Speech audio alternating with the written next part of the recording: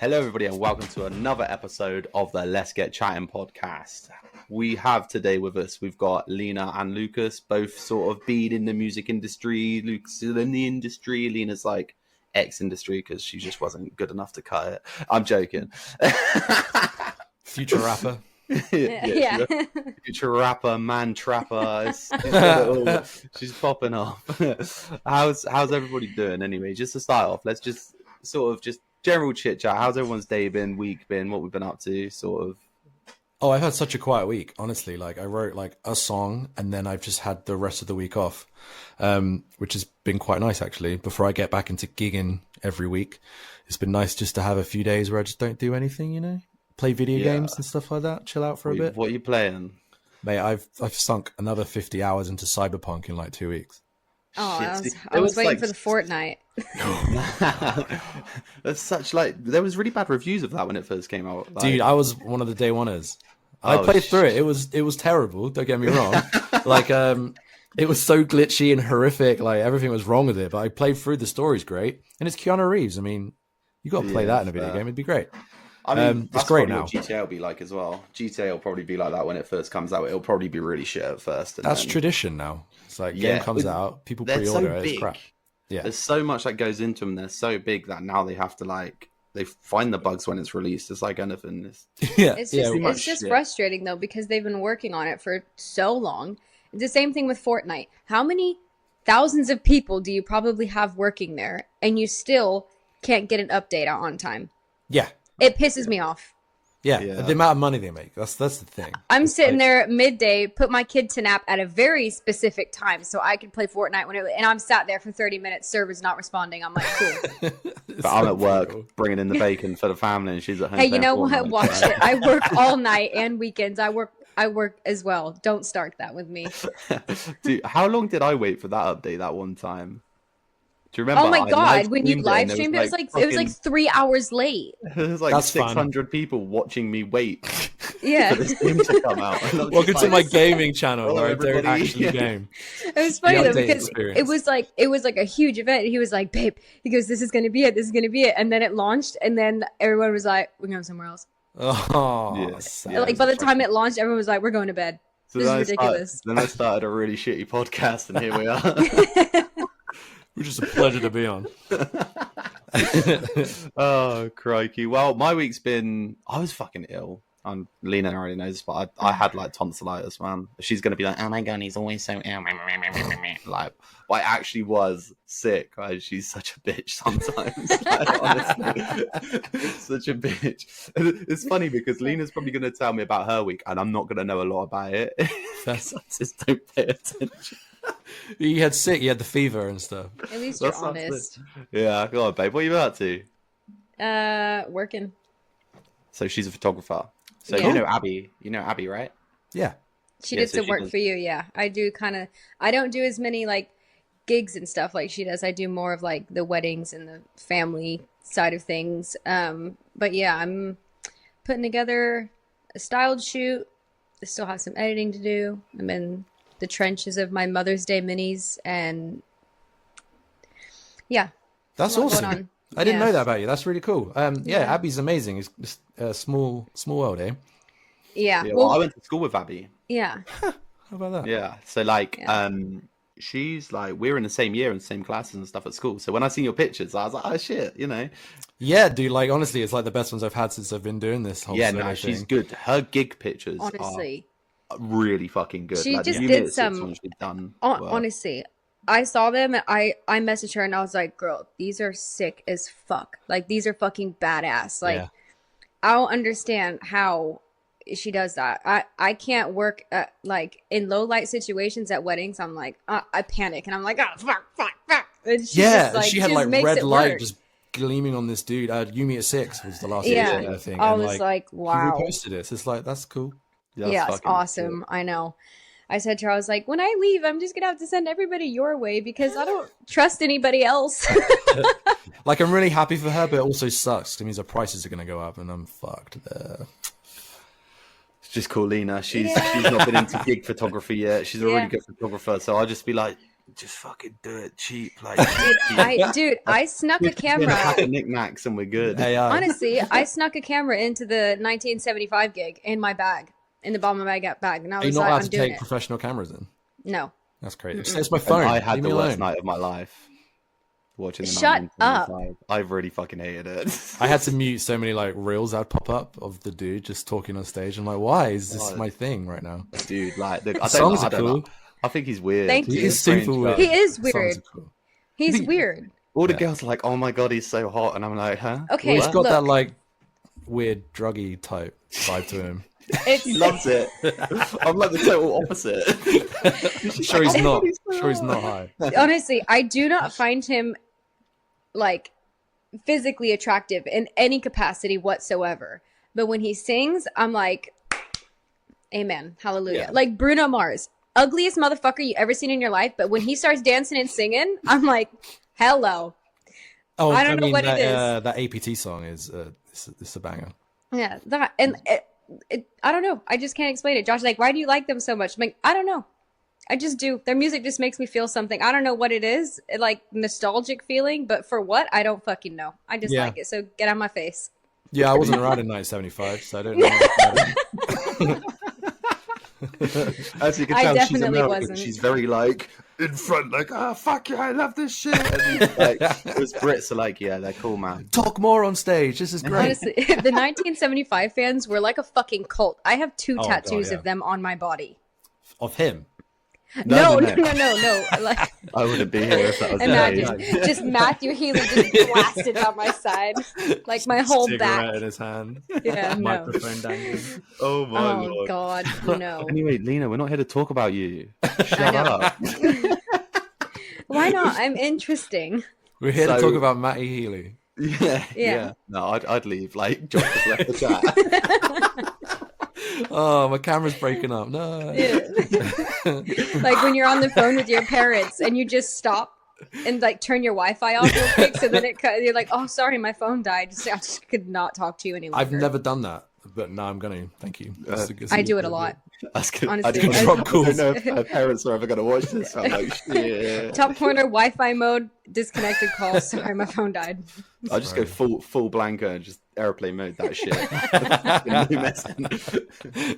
So yeah, obviously we met at fucking PC World, man. Mate, oh god, yeah, that's a long time ago. You know, we said we weren't going to talk about anything. That was it. That was the one. The worst, dude. Terrifying place. It was fucking so dark and dull. I think it's the reason we do what we do, like in this kind of stuff now, is because that's the bearing of what I don't want to do. So it's like, oh, if stuff goes to hell, I have to go back there. So I have to keep going forward. It's like working at PC World, OnlyFans, day job. Only PCs. It's just the worst.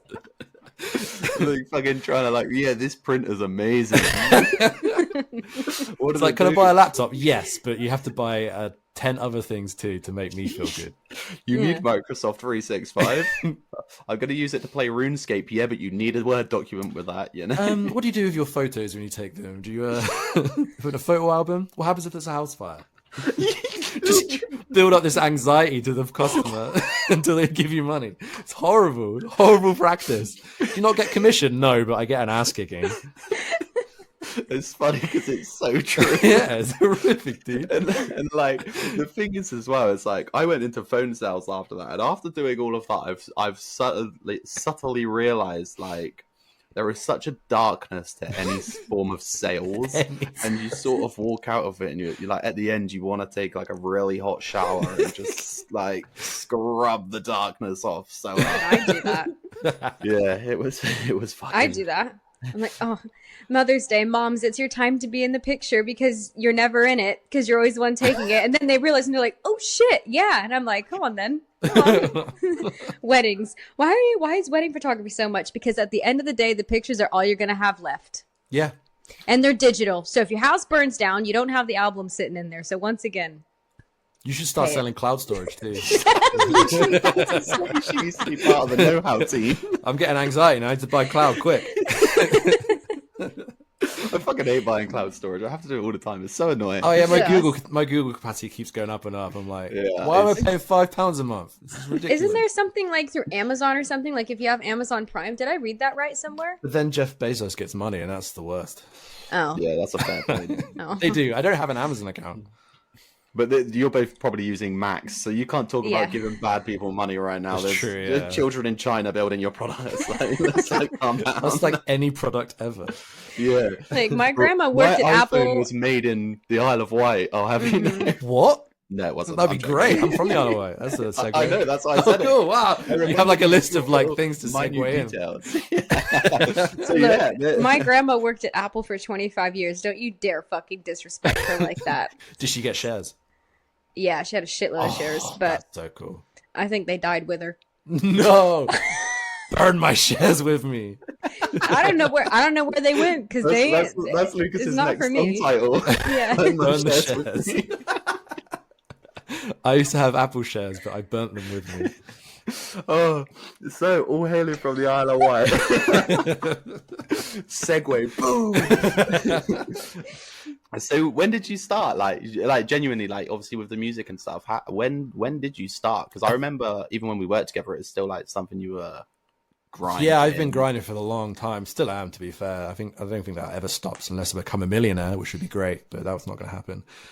I started when I was like 13, like writing songs and stuff, but I probably started professionally from like 16. That's when I like started gigging in towns and like doing festivals and stuff like that. Yeah. There's been ebbs and flows all the way through. So I've been different bands, different projects and stuff. But this has been the most longevity one, just the solo type thing. So did you ever busk or anything like that? I haven't. I've recently I have, but I was paid to do it, so it's kind of like doesn't really count in that regards. But it was in public. No, it does. Yeah, it's super scary. You've got to TikTok live this shit, dude. Yeah. Oh my god, yeah. I see that on those live streams. I'm like, I can't do it. I can't, dude. But that's where the exposure is. Yeah. Massively. I'm like sat like even like when we do the podcast sometimes I'm like fuck, why am I even posting this shit, you know, like it's I've watched somebody in the space of a year hit 90,000 followers on TikTok. Crazy. See, busking. When COVID was on, when COVID was a thing, I was always like uploading reels and not reels, talks back then, constantly, and I pushed to like 2,000 followers in like a month or so. But then it was just like that burnout of like, I look like a freaking idiot every time I post these things. And I look back now and it's so cringe. I'm posting like 3 reels. I'm like Instagram reels and TikTok 3 a day at the minute. And it's like, I'm at a point where I'm like, people are probably getting annoyed, but I know the algorithm needs that. So I'm like, do I need people to get annoyed with me or do I try and push it? And I'm like, if people want to watch you, they wouldn't be annoyed about it. It's kind of like, why post less because you're worried of what other people... There's too much ginger on the screen. Sell it to myself. We could change your like contrast, put dark mode on. Black and white only. Like a ginger mode. Just took that. That's sellable. That is sellable. But yeah. So like busking wise, I realized the benefit of it like recently because I played an outside show over Christmas time, and I just put like a box of badges and stickers down on the floor. People kept chucking money in, so I was already paid, but then I got like another £100 just for the day, and I was like, oh, I get it now. It's actually quite jobs, beneficial. Yeah, and then you can like film yourself on TikTok or whatever's the best live place now, and then the gifts aren't loads of money, but it's another avenue, isn't it, of income? Well, this is the thing. Like, I would, the way I'd look at it is like, obviously, well, all you need is a tripod and your phone, right? It's super easy to do it. And once you hit over like 10K followers, every clip that you put up, which is over a minute, so if you put like a full song on, if it gets a certain amount of views, you get paid for it as well. Yeah. So like, it's definitely something I would recommend. Like, how you getting on with like uploading regularly? So I've only really been pushing this again for the past like 2 weeks. So my gaming stuff did really well. Cool. So like I got to like 4.5K, nice. Which is kind of cool. And every time I was going live, there was a point where we would have like 30, 35 people in there, which is, you know, is decent for gaming because that's very oversaturated. Like, super oversaturated. And like you got to think like how long it takes to get to that point of like real people going on there. You can go viral and get 1 million followers, but like 10% really actually watch your stuff, you know? Yeah. So when you're having like dedicated like people to watch, that's how I kind of look at it with the small numbers for my stuff. It's like, it's actually people looking at it that want to. It's so true. Like, you know, it's like when if you put something up, and like me and Lena have put stuff up on, like, we had like a family account, and we've got like, one of them's got 97,000 views and like shitloads of likes, right? But it never went anywhere after that. It's only got 4,000 followers, and it's like, it's the likes, because people can just scroll tap, you know, and that's the algorithm works so differently. Is the likes are like the lowest thing on the algorithm. Yeah, big time. It's like the reposting and the comments. The comments are like the biggest thing on any algorithm. Yeah. So it's like trying to title things where they ask a question. Yes. Know? So it makes somebody want to comment on it. And it's like that first like milliseconds of video content. Yeah, well. like literally. You have to catch them straight away with something. Like you have, it's what they call a hook, if that makes sense. But as far as like, I think it's mainly like with TikTok, as far as views and stuff are concerned, like I think if you look at it, if your video is getting like a shitload of views but not as many likes, that algorithm's going to slow down. So they say like, as long as like with your views, if your likes are within that first like 10% of however many views you have, then that's like a good escalation, I guess. But it's like, that's, if you think about it, like if you have 300 views, what's that? It's fuck all. 30 likes. And that looks like, when you're looking through when you're scrolling through TikTok, if I come across a video, the first thing I look at is how many likes it has, because I'm like, is this going to be funny, or is it going to be worth my fucking time? I'm just, you know what I mean? Legendary reel. I'm just like, no, fucking scroll. And if it looks like shit, like if it looks like it was filmed on like a fucking Nokia, I'm not watching it. Nokia, did you hear that? Nokia, it's Nokia, by the way. I don't care. So dude, you gotta start fucking live streaming your busking. Mate, I should just start live streaming in general. Dude, just like literally in where you are, guitar, singing, you're talented enough, dude. I have to go. I need to start live streaming. Sorry, guys. Dude, there's this guy in Australia. He live streams. He's like a producer, and he live streams like him. He has like his camera set up, and you can see like his little soundboard, his desk, and then you can see the person in the booth behind him. And he's live streaming, and you're literally watching him have somebody in the recording studio, and you're listening. I swear to God, I listened to this bitch sing the same line in this song 500 times the other day, and I was like, "Girl, been there, done that. It's annoying as hell." But I sat there and I watched it. I watched it for like an hour, and I was like, this is fucking sick. And that's something so stupid. Like, he wasn't engaging with the people. There was like 4,000 people watching him. It's a good niche. Damn good niche. ADHD. Huh? That's how we know you don't have ADHD, because I'd be like, yeah, I'm bored. Genuinely, like, that's exactly how it is. So, I don't know. It's just weird things that there's like niches for, I guess. Like something like, I fall asleep every night to watching this woman in Kentucky make fucking Stanley Cups. Okay, I mean, she just very like putting niche. prints on them. That's it. Yeah. Dang. Yeah.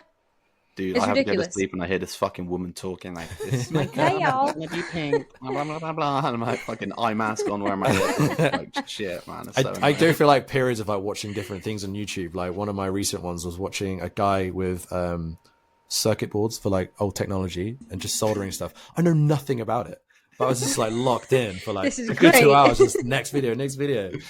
Dude, that's all we watch is YouTube, really. Yeah. Oh yeah, that's the Blippy. only thing I pay for. Yeah, fucking Blippy, man. My son loves it. Blippy, what is this? It's some fucking weird guy who's like does like kids shit. It's like Honestly, it's my on a kid weird woke voice. up at 3 o'clock in the morning the other night, looked us dead in the fucking face to the camera, and was like, "Excavator, excavator." I wanted to listen to the excavator song, and I was like, "Fuck." Go to sleep. That sounds There you like go. a That's banger. another avenue. Kids songs. Let's go. Yeah, get on that Miss Mate. Rachel hype. I would drop an F-bomb almost immediately, accidentally, like at a Dude, live that'd be show. Sorry, everyone. brilliant. My bad. Getting used Rock to this. on, fuckers. Are you fuckers ready? So- All right. So you've done the busking. So like, obviously you're doing like a lot of gigs in like pubs, and you've done festivals. Talk to us about that. What's it like? So I've dubbed it the endless tour of Salisbury, because I'm just relentlessly hitting every pub I can in Salisbury, Wiltshire, and places that are close to it. For the longest time, I was doing like a show here and there and mostly working from home, like writing songs and stuff. Yeah. On the gig side of things, it was like, I need to get another avenue of like revenue in for this music thing. So I started doing cover shows more, because pubs and clubs and stuff, it's hard to like do material for 2 hours because a lot of people don't really want to listen to it. Like if they don't know it, right? Yeah. It's hard to like get people into a pub for that kind of thing. So I sneak them in. But for the most part, I'm doing like 2 hours of like my own covers of like Blink, Green Day, Foo Fighters, stuff like that. And I'm really enjoying it. It's kind of nice just to slug it out for a couple of hours and like meet a new bunch of new people in that regards to like share my music with. Because that's what you do with Threemo, right? Yeah. So because of those gigs I was doing and open mics and stuff like that, I met a couple of guys who are great friends of mine now, and we ended up making like a covers band because we had similar interests. And not that we saw a gap in the market, but there wasn't really any like covers bands doing those songs like My Chemical Romance and stuff, because they are classic rock now, but like it feels like a year ago. Is that classic? Exactly. Well, because it's like 20, 30 years old. It's wild. Nuts. That's crazy. So like you're singing like 1985 Bowling for Soup and you realize, oh, like the time now the song would be like 2006. I'm so old. Which is terrifying, really. But this is the emo nights are like the 80s nights used to be. Like it's just there's such a demand for it now. And I get to shred guitar for like 2 hours with those guys. It's great fun. It's like a nice avenue to like play to people without like having to like slug my way out to build up my own stuff, you know? Yeah. Well, I mean, for me, that's more what I've gone back to listening to now. Same as. Yeah, like I think that's we randomly put it on in the car a few weeks ago, and I'm like, holy shit, this was the fucking life. We're bellowing it out. Like I'm about to put my coontails back in, really thick eyeliner, wear the freaking movie theater glasses, and pop the lenses out, and just put some Paramore on. Like fuck it, 100%. I'm ready to go. Get my skinny jeans out, my red skinny jeans with my knee high fucking Converse. Let's rock this shit, bitch. I never stopped wearing skinny jeans. Honestly, to come back into fashion. Neither did Josh. I didn't really have a choice. It's just my body weight just doesn't deal with it well anymore. So my calves don't fit into anything else. It's like, the calves fit. That's why I wear them. It's like, what's the point of having them? Yeah, you're not going to show them, right? What's like the sort of people who, because I'd be interested in to sort of see the demographic that are like coming to your gigs, because like me, for an example, I don't dress like someone who would listen to what we're now calling classic rock. I use My Chemical Romance. We call it all this sort of stuff. Let's not like carbon ourselves. But like, I really enjoy that music, but like, I don't dress like someone who does, you know. I'm usually seen in like gym gear or joggers, fucking whatever, you know. But like, what do you find the demographic of people who are coming to the gigs? Have you got people like that who are turning up and enjoying it because of the time, or? Yes, when it's like Threemo stuff, like the first couple ones we did, because there was a bit of a buzz around it because it's relatively new, the people coming to the shows were coming for an emo night per se. Like they weren't coming to see us. They just saw, oh, they're playing those bands, I want to go see them. So people did like dress up and stuff, and we try and ham up a little bit. One of the guys like wears eyeliner and like nail polish and stuff. It's fun, you know. It's like taking it back to when it was like 2000. But you'll have people in their like band t-shirts and emo makeup and emo decked hair. out in Killstar. Yeah, exactly. Like freaking like massive shoes and stuff. So that's cool. But there's also like, if we play a pub, it's going to be a guy just wearing like Stone Island. Like, but I bet they still enjoy it. And he's like, I know Green Day. Like, of course they do. Yeah, exactly. Because of like, they grew up with it, they still enjoy it. And that's what I think is fucking sick about like that sort of music now. Is like everybody listened to it, because it was like Limp Bizkit, all that sort of stuff back in that sort of era. It took everybody like the rock way, and it was like fucking sick, because I feel like Limp Bizkit sort of amalgamated the two together. Well, it's like having heavy guitars on the radio is such a huge like thing to happen. I mean, we had it with like grunge and stuff like Nirvana and Pearl Jam and that, but like there's always like secular moments, and Limp Bizkit was a huge one for me. Like back then it was like, oh my god, I need a guitar like immediately. And that's like segued me into like listening to Linkin Park, Blink-182, Green Day, and then I just never stopped listening to those bands. But like I always listen out for guitars on the radio still, and they're still there. Like you still get pop punk that comes through every now and then. You kind of have to like, you do have to be a bit poppy at times to kind of cut through. That's what I mean. I just feel like it's not as common anymore. Like, I don't think I can ever say I've just gotten in my car, turned the radio on, and bang, Queens of the Stone Age. Yeah. Like, I'm not, you know what I mean? Like, you don't hear, like, I don't know, Don Broco, Enter Shikari, like anything like that on the radio. And I'm like, well, I don't want to listen to fucking Sabrina Carpenter all the time. Like, I love her. She's freaking hot. Yes. But I'm so sick of hearing the same 4 fucking songs over and over and over. It drives me nuts. That's it. Like, I don't really listen to like Radio 1 and stuff like that. But like, if I'm in a position that I can change the radio to Kerrang, I'll do it every time. Yeah. Like, just put Kerrang radio on. Yeah. Like, they might play the same 20 songs. I like those songs. It's okay. Yeah. Yeah. That's so cool. You host an open mic night. Yes. Been doing that for a couple of years now. So how is that? Has that changed how you are as a musician at all? Has that kind of like boosted you in any way? Like, how has that changed like your day to day with what you were doing before? It has massively. When I started gigging again, like full time, like I was working from home for the longest time, so I didn't really seek out gigs. It was never like, I was quite happy working on my own music in a studio per se. But someone asked me to run it, like the manager of the bar, and I was like super nervous about it, but also like reluctant to like give up a day that I knew I'd had to commit to, because I quite like going, I'm going to work today, or I'm going to work for 12 hours or 2. It's like, so when I was like, and like I'd played a couple, and it was like, you play a few songs and you just watch people and it's really nice because you can just like chill out. And I was like, it's going to be a totally different like ball game, because like you're the one like people are like talking to, and to host it made my anxiety crazy. Like, I have the worst anxiety. So having to like get past those first few was rough, but I really did see the benefit in it straight away, because it was like, I technically have a gig every Sunday, like guaranteed. I get to play for at least half an hour. Even less now because there's too many people to play, which is a good problem, you know? Which helped my performance as well, because it was like, I might be doing the same song like 4 times a month, you know? Yeah. And it's just like, I get to see like 12 other people do their thing. I'm like, okay, that's how I like what they're doing there. Maybe I could do that differently, or what would I do differently about their songs and stuff. So it's not like, I'm not giving like unsolicited advice, but in my head, I'm like building up a production repertoire as well, and a performance repertoire of stuff that I like and probably should do myself. And like, I think now it's like, I get to just enjoy music for like a good 4 hours, because I feel like I'm at a point where performance wise, I'm good. My mid song banter is pretty rough, but I just keep playing songs. It's fine.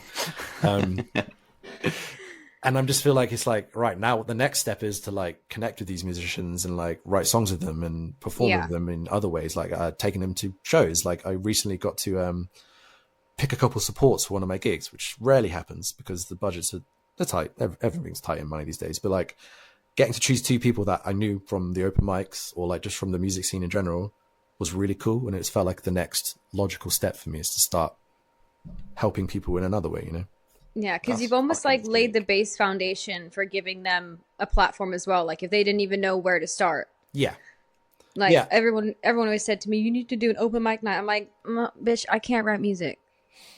Well, for me, it was like, I gig. Why would I need to do that?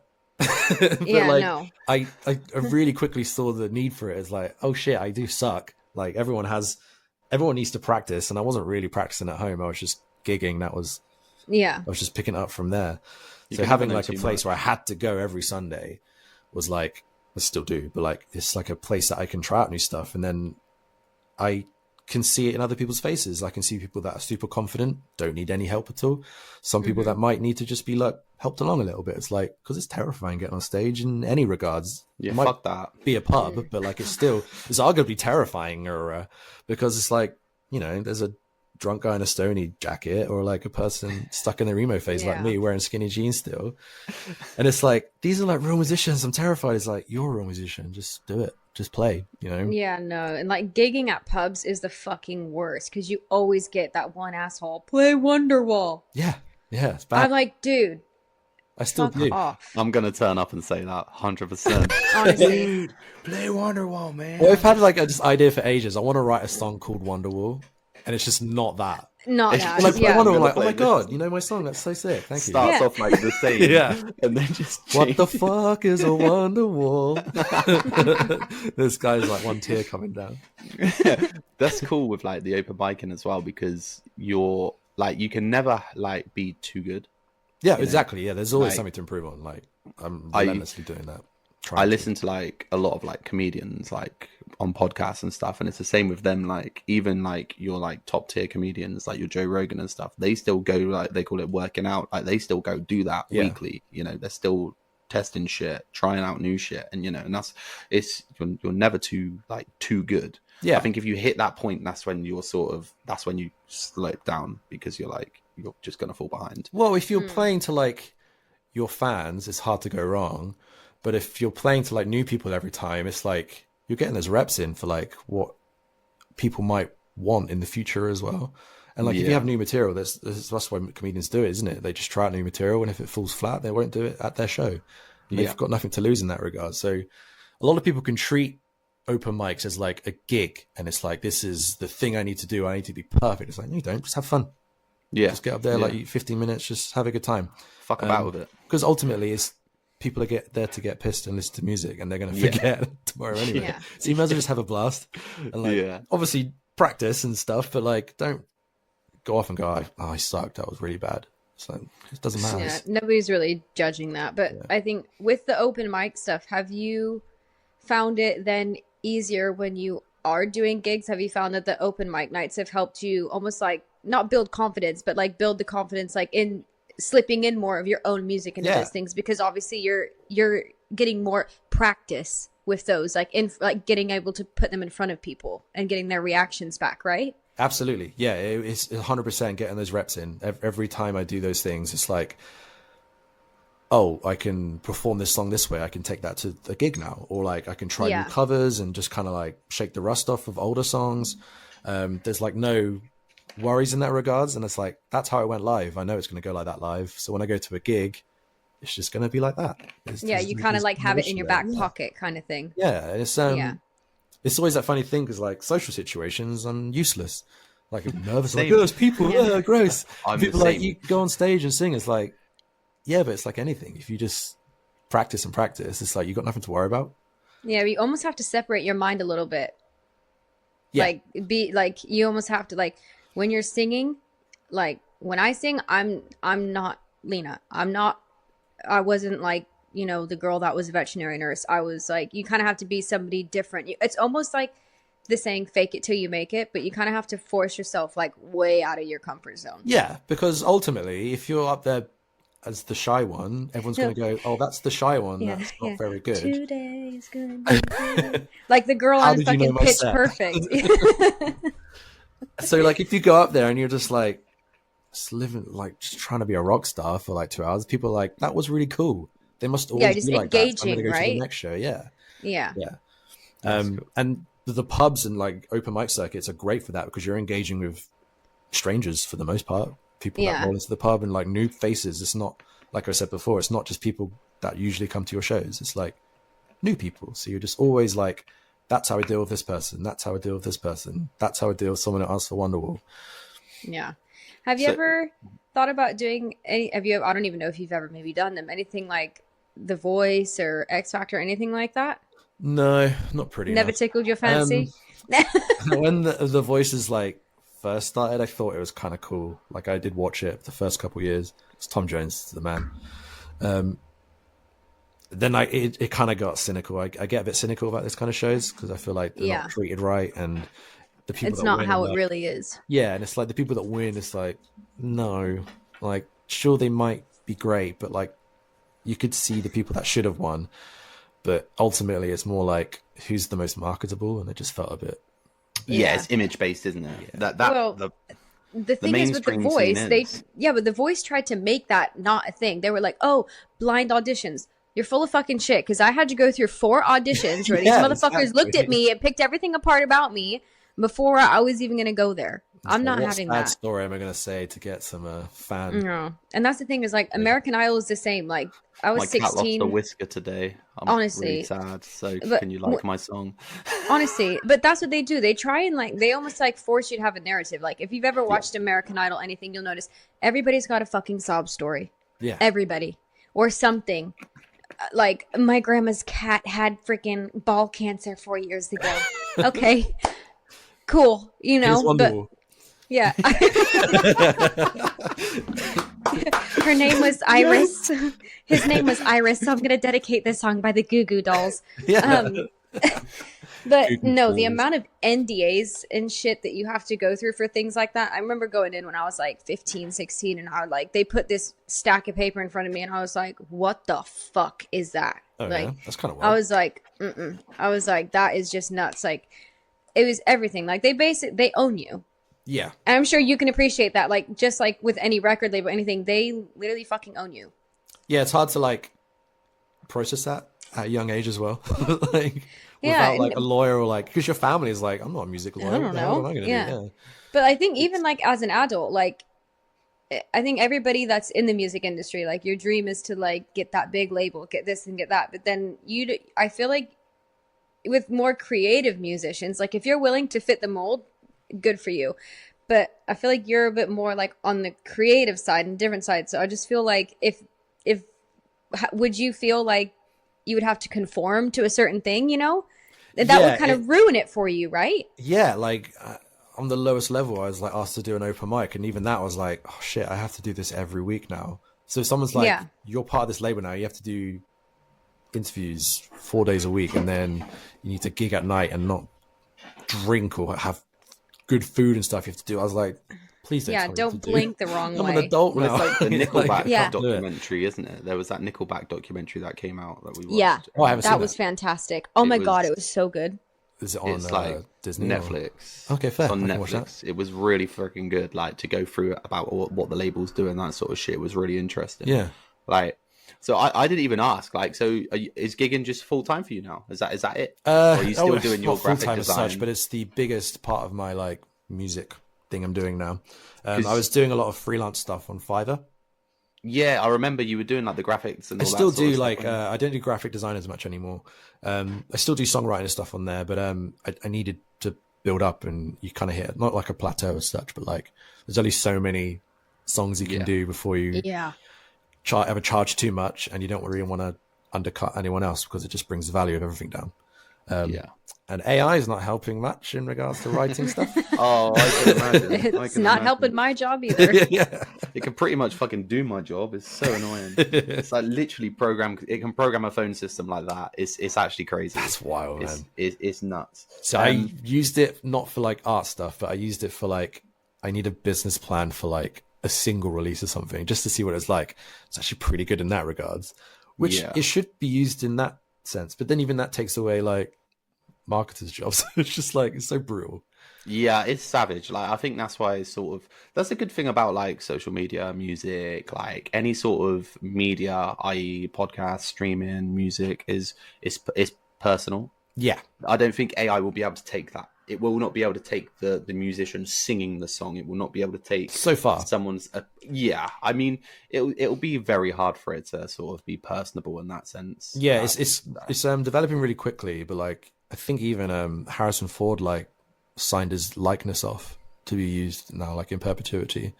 Yeah. So it's like it's nutty, isn't it? That's you can still future. tell, can't you? You can tell if it's somebody or not. But oh yeah, we will when he's like kicks the bucket and it's like a film coming out of Harrison Ford. You're like, what? Yeah, they've done a lot of that on like with like the Star Wars films, like Leia. And stuff. They did all. Do you think like?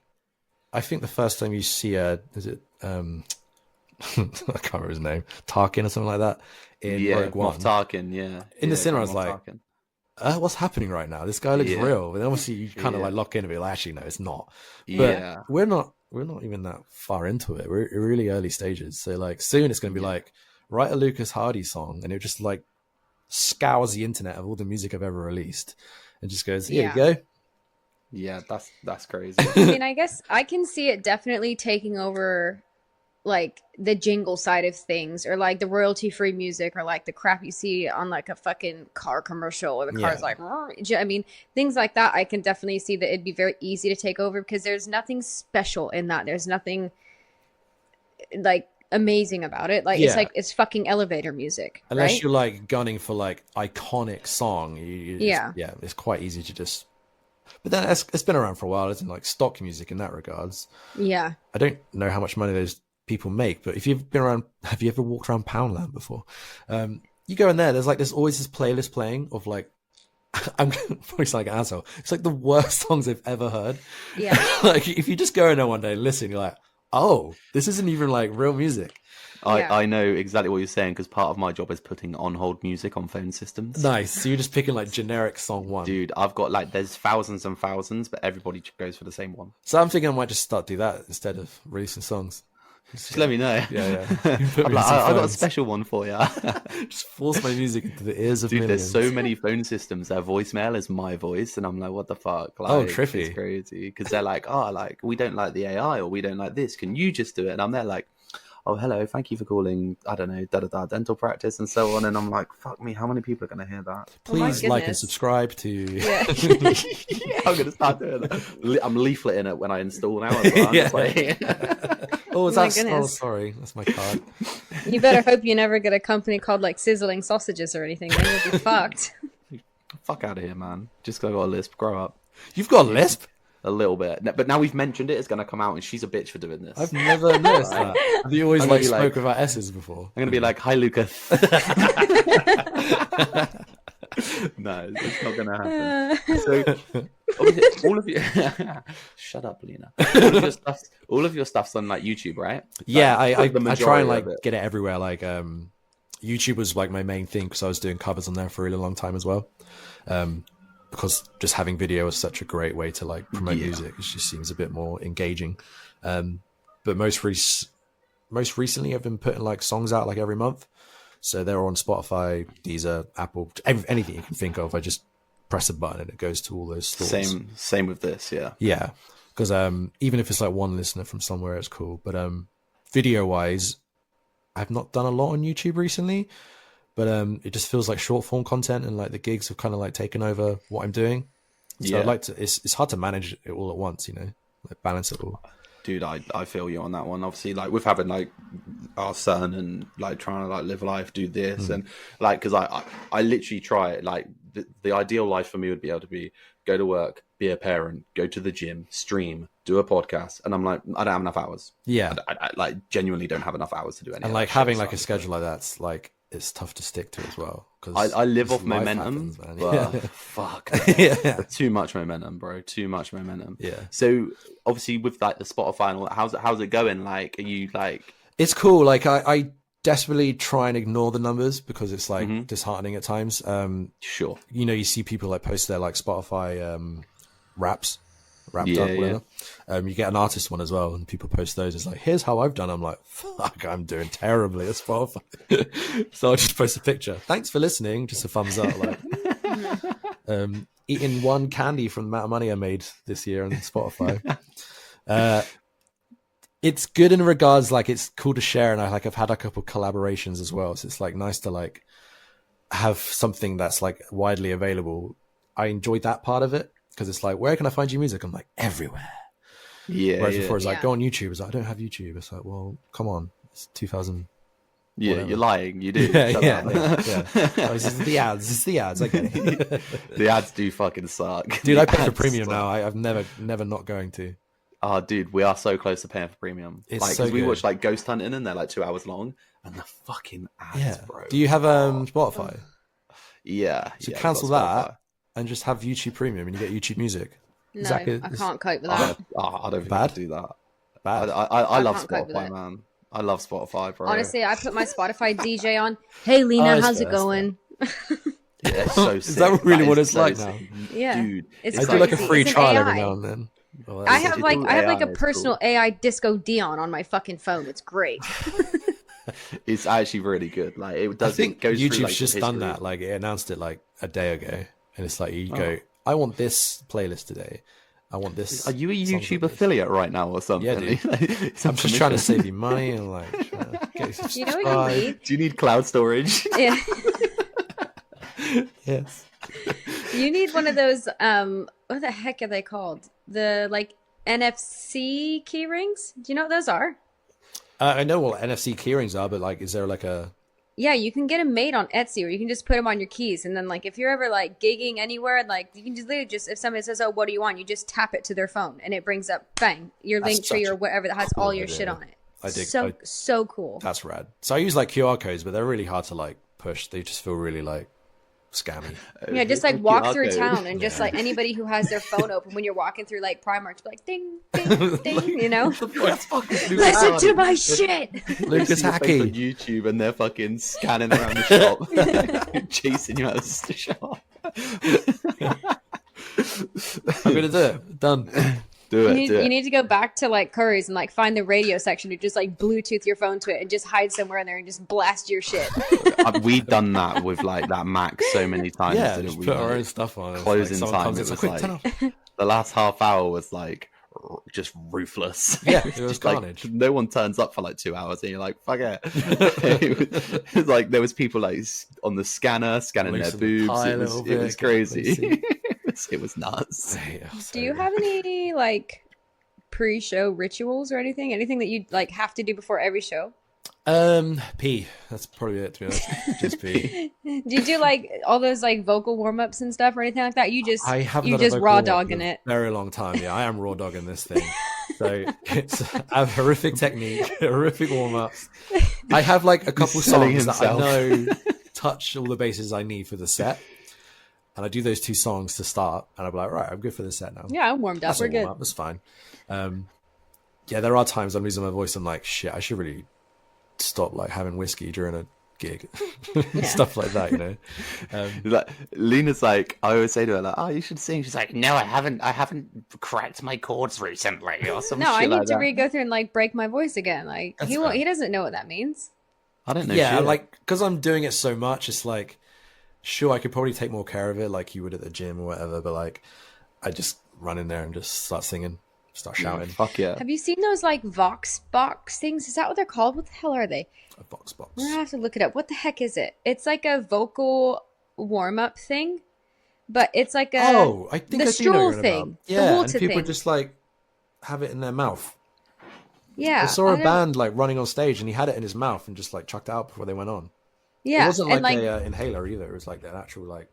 Yeah, there's like it's like this big huge straw, and they put it in like a bottle of water, and it's and apparently like the waves from the like the vibrations from the water go back into your vocal cords and like move them to open them all up and shit. I'm like, that's hella cool. Yeah, I mean, it's like technology been watching too much. Saves me money. Or saves me time. Matty Healy, it's a crack pipe. Yeah, these are just musicians.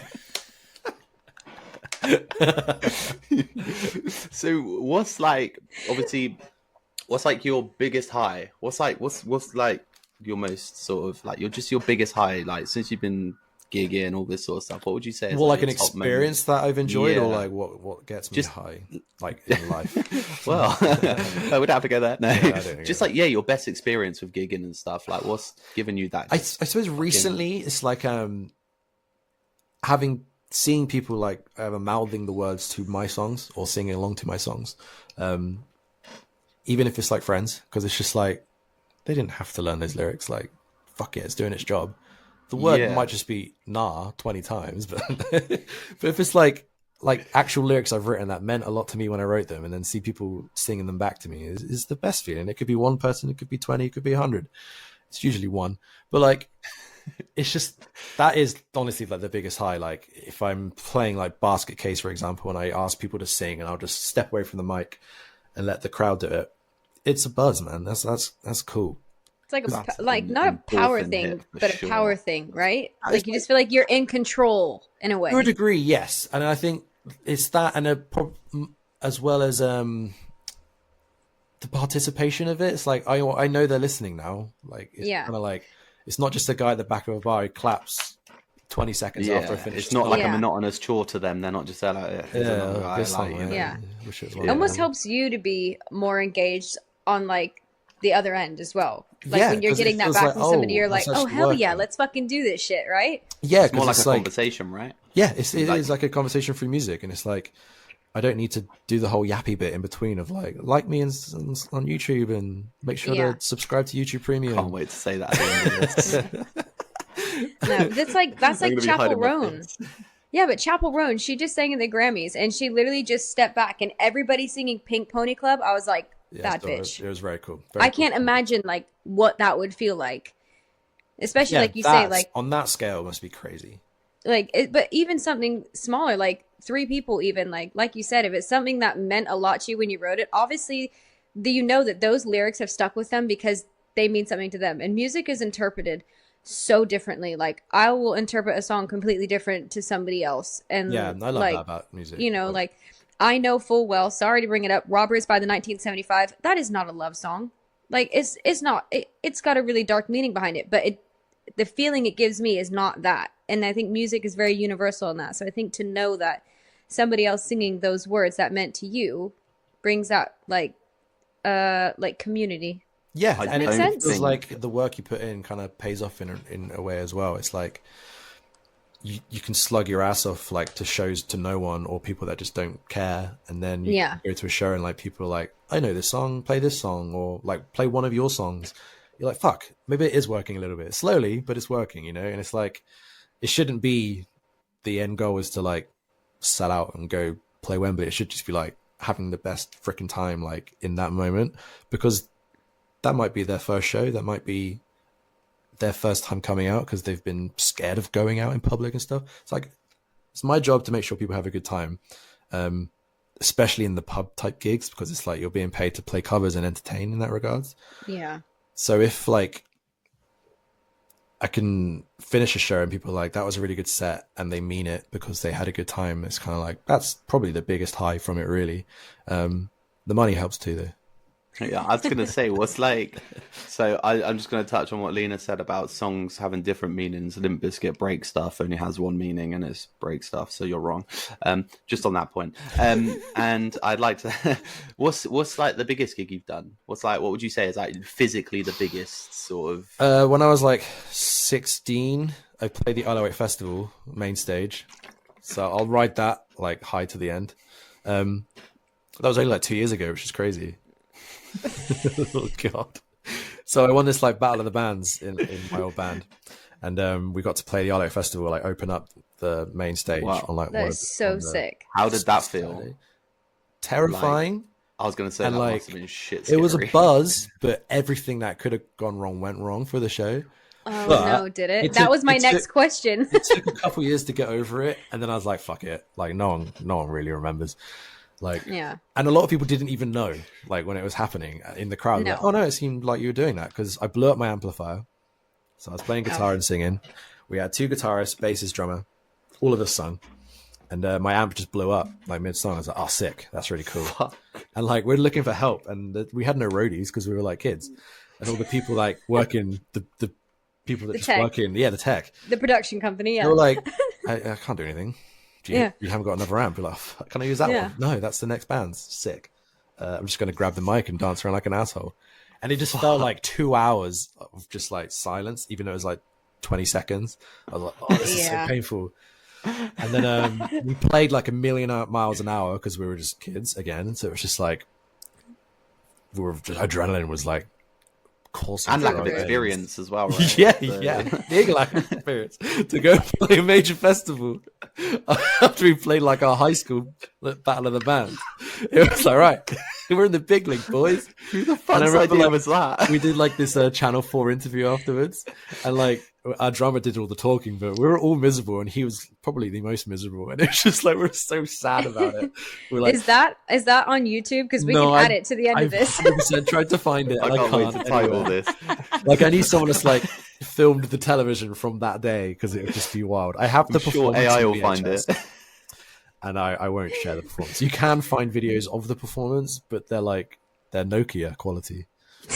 Yeah, I'm gonna the title of this is gonna be Lucas Hardy, performer of Isle of Wight Festival, 2003. No, Channel 4 star, 2006, so long ago. Main stage performer 2006. Oh my god. You may know him from Channel 4. The weird guy with the mutton chops didn't say anything because he was depressed. So I was gonna say, is that like the worst thing, or what is like the worst sort of experience you've had? So that's like, yeah, it's funny. It's like the best gig and the worst gig at the same time, all bundled into one. But I've in multiple different projects of like solo projects in different bands, I've had like bad gigs. Like actually one of the open mics I did, it was probably like my 5th week doing it. This old lady comes up and she just like, oh, can I sing a song? I was like, yeah, I'll finish this and you can come in. And she just, no, I want to do it now. And she just grabs the mic and I'm like mid song. And like, there's like 2-3 other people there because it's just kicked off. Like, it's just started, sorry. And I was like, oh my God, this old lady's like really like being aggressive. I'm going to have to hit an old lady. This really sucks. Thankfully, she like, rock on! He got like the bar staff like stepped in. I was like, thank God. It's like, I can't do anything because I don't work behind the bar. I can't really kick anyone out. I was like, why is no one helping me right now? Beatrice, get back to the freaking nursing She home. was so aggressive. Like, oh my God. I haven't seen her since. I think she was barred. But that was like a rough experience. How does that feel? How does that feel? You got an old lady barred. It was good. Actually, she said, I need to sing because I might die tomorrow. And I was like, I don't hope you do, but fingers crossed. You really killed my buzz playing live. Yeah. You know? Can't wait to upload that clip. I'm sure she's lovely. She just can't handle her Horlicks. That's just as bad. So it was pretty rough. That was a bad one. Another gig I played, this lovely chap. He was called Luke, actually. So we had that in common. It's my first time there. It's a gig in Andover, and I'd heard the stories. I love red Andover, flags. don't get me wrong. Red flag. But it's a tougher crowd. It's a tougher crowd. And this guy just grabbed the mic and just started like making noises in it, and I was like, oh my God. Like, what do you do? Yeah, because it was just like get secondhand embarrassment though, because people are looking at you like, dude, what the fuck are you letting this guy do this for? And you're like, I don't know what to do. Because it was like I had to rip it out of his hand, but it just looked so aggressive. I was like, yeah, he was bigger than me. I was like, I'm going to die on stage. Also, I was like, Stone Island. Just like, don't touch my guitar, if anything. That would have been very sad. Yeah, no. But like, it was just like, oh, why have you done this? Like, where is that brain process to gone? I'm going to go and fuck this it, guy's right? gig up. Yeah, fuck. It's just some people are just dicks. Like, yeah, like I'm one of them. Like, you're gonna just get on stage and give me that. I'd never do that. I'm too embarrassed for like, nah, not a chance. You wouldn't catch me on any stage. I'm happy on like the internet. Like, it was wild. So I've had it in every band, just like random stuff. I've had people like bring me Jaeger bombs on stage, and like the rest of my band are looking at me like, "Where's ours?" I was like, sorry guys. Just so much awkwardness of like stuff. Front man. yeah. Sorry, part of the job. I had to carry my microphone out to the car. Yeah. So, like, what's next for you? Are you any upcoming projects, new music, anything? There's so much. Like, so I have 2 collaborations coming out of 2 different people. One with a girl called Elin Starkey. We had a song called Barricade that came out last year. We have another song coming out. I won't announce the name just yet because we're still in that process of like finishing off. Sure. I have another song with a really talented musician called Rosie J, who's coming up in the music scene in Salisbury. I recorded one of her songs for her EP, and then we wrote a song that we were going to release together. So that's going to be cool. But last year I did a challenge to myself where I'd release a song every month because I would leave it so long between releases. Like, actually, I remember Josh, like we were at PC World, I was playing one of my things. And he's like, what are you doing here? I was like, you're right. I need to leave PC World immediately. Yeah. Because even then it was like 5 years before that release. And then 5 years after that, it was just like, it's too long. So set that challenge just to have like accountability to myself. Because if I didn't do it, it'd be really embarrassing. Ended up releasing 13, so that's good. Cool. And 10 of those songs are going to be part of a new album I'll be releasing this year called Music Saved My Life. Wow, I've seen that on your Instagram. Cool. I like that. Yeah, it was the Music Saved My Life project for the whole time. And I was like, you know what? I think that should just be the album name. Like, I haven't even announced it yet, but it's kind of obvious because it's like part of the album. You heard it here first. Yeah, exclusive. I got an exclusive bitches. Call TMZ. From 2006 Festival Woes to Music Saves His Life. Boom. Look at that. He writes songs, he writes titles. What the fuck am I doing? If you get like 2 views, you can blame it on me. So do you do like all of your own production? Yes. So over COVID, I set up my whole little studio type thing. For the longest time, I was just taking my recording gear to like my friend's flat or an office that I would be renting and stuff like that, and recording bits here and there. But when I finally started renting my own place, it's like I needed a space. I knew I had to, whether it was a corner of a room or a room. Thankfully, it's a spare bedroom that I've just turned into like a studio space, which is what I'm in now. Same. I'd show around. It's really messy. It's just kind of like the framing had to be right. Yeah, I'm the same. Do you have you soundproofed the room, or do you have like a vocal box? So no, that's probably why you can hear so much reverb. I kind of raw dog it, to be honest, and it's worked so far because it's rented I can't property. hear anything. That's good. Yeah. It's rented, so I can't really stick like well. foam everywhere, which I really want to because it'd be good. Is it not like a style choice? Like, because like I find like it not a style choice as such, but like that raw sort of sound, like it's better than like that over edited. Well, I can tell that you're not fake. Yeah, I mean, I've been doing like Fiverr recordings and stuff for the longest time and like freelance songwriting, and no one said, "Oh, it sounds like you're in an untreated room." It's just like, cool, that's good. Yeah. Ultimately, when the song's produced, it's like you're gonna put reverb on it. It's not that bad. I'm making a mountain of it. Yeah, no. Like, and if you get the right mic, you're good. Yeah. Like, I mean, I'm using like bog standard Rode NT1A. It's like not the cheapest you can get, but it's like it comes in a little package of like its own cable and its own case and stuff. It's honestly, I used to record everything on a Samsung mic, and I used to do it on GarageBand, and I literally had a cardboard box that I put on a desk, like a elevated desk thing with freaking blankets in it. That's perfect. I was like, whatever works. Yeah, I remember like years ago in my uni halls, I had my laptop with the microphone like next to the camera, like old school MacBook. I had tissue that I'd sellotape to like the walls, so it like kind of hovered in front of the microphone. I was just like, you can't sing too loud because it distorted. So I was like, the first few episodes we done were like not video. Okay. And like you'd walk into the studio, there was 3 of us, and I was like trying all this shit, and I ended up getting like, you know, the porcelain that you get like fucking like toys and like boxes. Not porcelain. Is it polystyrene. Is it polystyrene? Yeah. Like the foam. Yeah. Or is it sponge? Yeah, no, it's like polystyrene. Yeah. Anyway, I'm thick as shit, so don't worry about it. Polystyrene like a sink. Like I feel like I was like cutting it up and like putting it around the mics. So if you walked in the room, there was like mics with like this big white square just taped up around it. Amazon packaging. You just walk in and it's like sick setup, dude. Yeah. Like pillows just all over the floor. Like anything to just take the vibrations. Yeah, honestly, go with it. It was fucking. Oh, dude, I did like literally did the coat hanger and a pair of tights. Yeah, and they were beige tights. It looked really bad. It looked so ghetto, but like we did it. We got through it. That's good though. I think like that sort of like stuff, having done all of that, definitely like makes you like more real. Yeah, well, it kind of teaches you how to make that work. You don't just go, I'm in an amazing studio all the time, therefore it humbles you for sure. It's like, how do I make this sound good? Like, how do I make porcelain? And some of the best musicians come from that, like, for lack of a better term, coming from nothing, you know? Like, they don't have the money backing. They don't have, like, oh, my parents were so rich, they got me this, they got me that. I had a studio, all this sort of shit. Like, there's so many people, like, who have become, like, the fucking best musicians, and a lot of them come from nada, nothing. Yeah. But you know, look at Jelly Roll.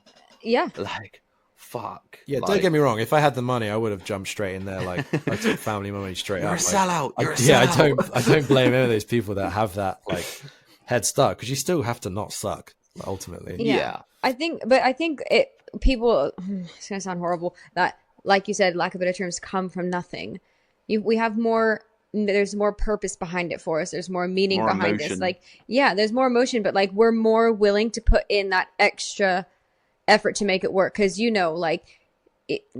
for me, if I know that I need a new lens and I have to work to buy that lens, you can't just go, right, I can upgrade here and there. Yeah, no, it's like you take it a little bit more seriously. Because I'm not going to name names, but I know somebody. His parents were very rich. He was in drumming lessons since he was a kid, vocal lessons since he was a kid, guitar. He literally had the whole freaking Pioneer setup, professional mics, everything. He fucking sucks. He fucking sucks. No.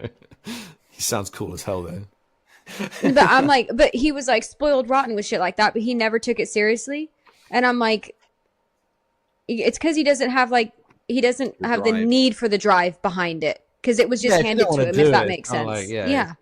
What's the point? You got to have passion, haven't you? No, he wants to do it. That's the thing. But I think just because everything in terms of his career-based things, like getting all the lessons and everything was just handed to him, he feels like he should just sing one song and then bang, he's gonna have a fucking record label and be the next, freaking Foo Fighters. It doesn't work like that.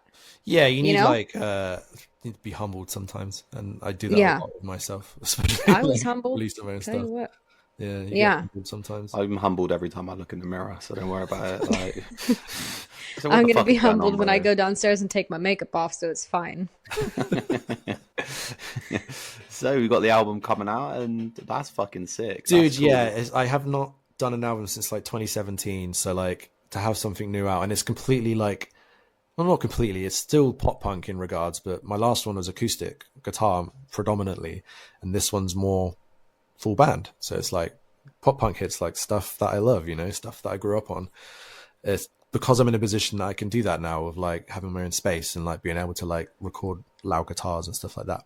And the technology is crazy now as well. But it's going to be fun to have something out new that I feel really proud about in that regards. It's like I don't feel like. Because after several years, you can look back on your old art and you're like, I can do so much better now. I would have done that differently. I would have done that differently. Yeah, it's the same even with this podcast. Like, it's not been long, but like if I go back, I'm like, I want to delete those episodes, but that's half of my views. Like I can't delete this. My stats go with it. So I'm like, fuck. So eventually I will, because it's just a different animal, I think when I get into like other podcasts and stuff, I like going to the other stuff, and I never think like, oh, this is pretty raw. I'm always just like, oh, cool, new stuff, more content. Yeah. Because I think people get it. Yeah, I mean, I'm basically saying, don't delete this episode, please. Nah, not this one's never going anywhere, bro. Like since I think we did 10. We did 10 where it was like, we look back now and I'm like, what was even the point? Yeah, bullshit shows. We were just talking shit. And fucking there was no structure to it, nothing like this. And obviously we've now moved to more of a, I don't want to say interview because it's not an interview, but like a guest based sort of style. And it's fucking sick. And everybody's message is the same who I've spoken to, who's in the social media space or music or streaming, and it's all consistency is key. Yeah, you just have to keep pushing and pushing and pushing, because consistency is key. Even on the times you don't think it's working, it probably is. I always bring it back to because I really just play songs and go to the gym. That's literally my life, and play video games. If you keep doing those things, you just get better at them. And 100%. The more you do them, you're just like, oh crap, a year ago I couldn't do that. Now I can. You need to the perfect gym, your craft, right? Yeah. It's literally just like being at the gym. After 2 months of being there, you can lift more weight. Yeah. Sure, you have more injuries, but you just get on with it. I get them all the time. Lack of vocal warm-ups. I lose a few notes, but it's fine. Aloe Festival 2006. Anything else from you, Lena? Have you got anything else you want to talk about, or I just wanted to ask if there's anything else Lucas wants to talk about. Anything new coming up with Threemo, anything like that? Next gigs? So anything? Actually, Threemo months gigs wise, March and April are going to be pretty heavy for us. I think we've got one every weekend. We're just playing as much as you can.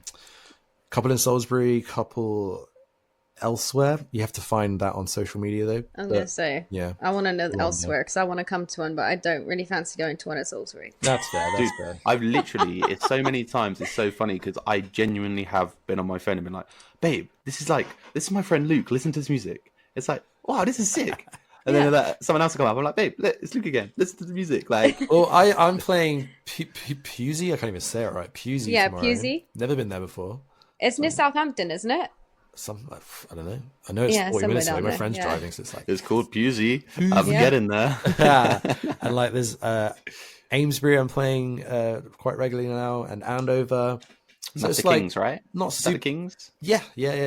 So it's not super far away from where I station, but it's kind of nice to kind of branch out a little bit and at least take a couple people with me to kind of foster a new audience in that regard. You know where you would probably find.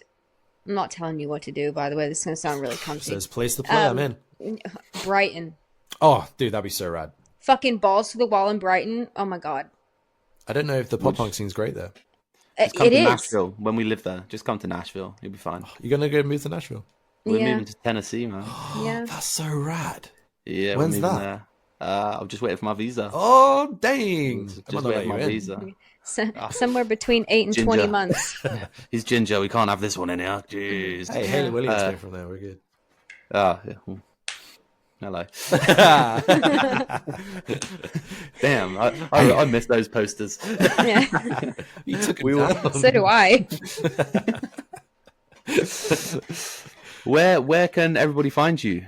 So I'm on all the social medias. If you go to lucashardy.co.uk, it will link you to my link tree, which has everything on. If you don't want to do that, Facebook, search Lucas Hardy. Instagram, search Lucas Hardy. They are the two main ones I use, and then YouTube for content. Cool, man. Well, I'll put the link in the description anyway, so everyone can click it and we can go from there. Good luck as well. Thank you. Good luck to you both as well, especially on the move. Salisbury Music Awards winner 2025. This is going to be you. I'm manifesting it, bro. A little round of applause, Josh.